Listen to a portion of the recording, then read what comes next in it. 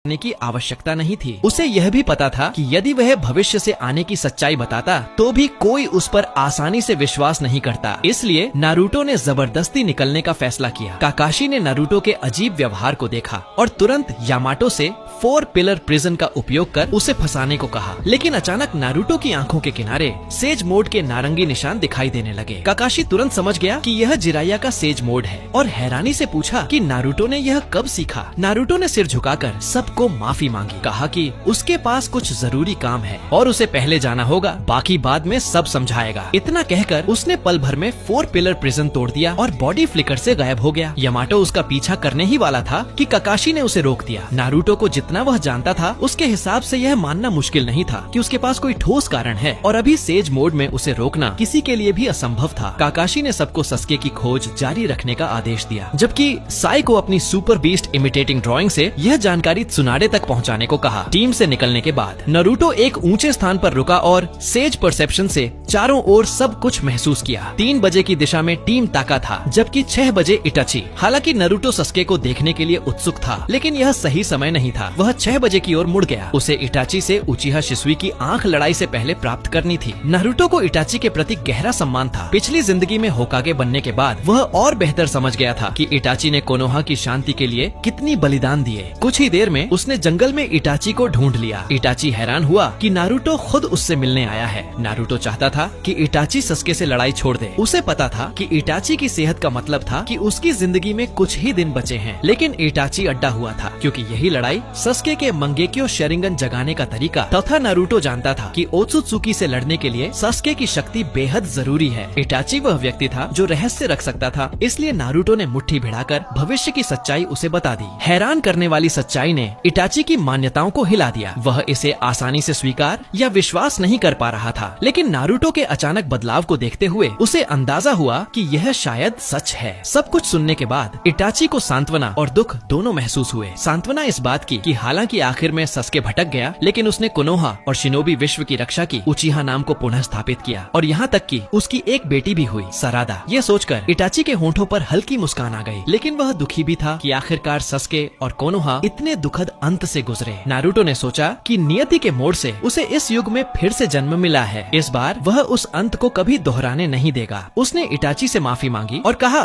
कि वह भाइयों की अंतिम लड़ाई रोकना नहीं चाहता। इटाची ने उसकी मंशा समझ ली। यह लड़ाई सस्के की वृद्धि में सबसे अहम मोड़ थी। भले ही नारुतो कोशिश करता, इटाची फिर भी इस लड़ाई पर अड्डा रहता। जैसा पिछली जिंदगी में हुआ था, उसने शिसुई की आंख नारुतो को सौंपी और भविष्य में सस्के को भी उसकी जिम्मेदारी दी। फिर वह अकेला उचिहा हाइडआउट लौट गया ताकि लड़ाई